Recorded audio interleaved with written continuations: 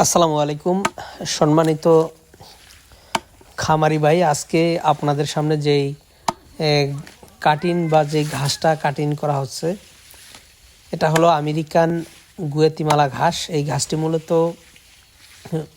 ক্যালসিয়ামে ভরপুর এবং 22-25% মতো প্রোটিনও রয়েছে, পাশাপাশি মিনারেলস, এক কথায় বলা যায় ভিটামিন, প্রোটিন, মিনারেলস কিংবা ক্যালসিয়াম সব উপাদানই কিন্তু এই আমেরিকান 5G গুয়াতিমালা ঘাসে পর্যাপ্ত পরিমাণে রয়েছে।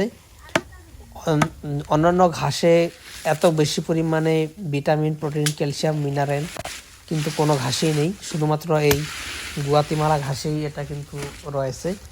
তবে এই ঘাসটি মূলত একটু সময় বেশি লাগে অন্যান্য ঘাসের তুলনায়। বিশেষ করে আমাদের কাছে বিভিন্ন খামারিরা ফোন দিয়ে থাকেন যে ভাই খুব তাড়াতাড়ি কোন ঘাস কাটা যায়। দর্শক, আমাদের কাছে সেই ঘাসও রয়েছে। বাংলাদেশের সবচেয়ে কম সময়ে যে ঘাসটি কাটা যায় তার নাম হলো তাইওয়ান হাইব্রিড। সেই ঘাসটি মাত্র 30 দিন বা 35 দিন পরপরই আপনারা গরু মহিষকে কেটে খাওয়াতে পারবেন।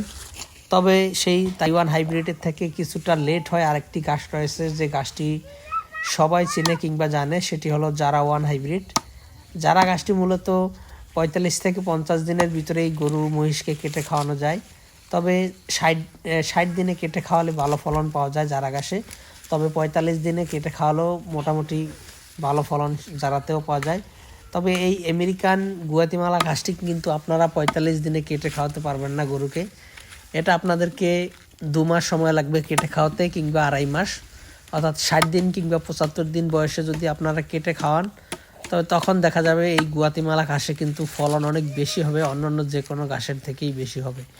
তো দর্শক, আপনারা চাইলে যে কোনো ঘাসের কাটিং আমাদের কাছ থেকে সংগ্রহ করতে পারেন।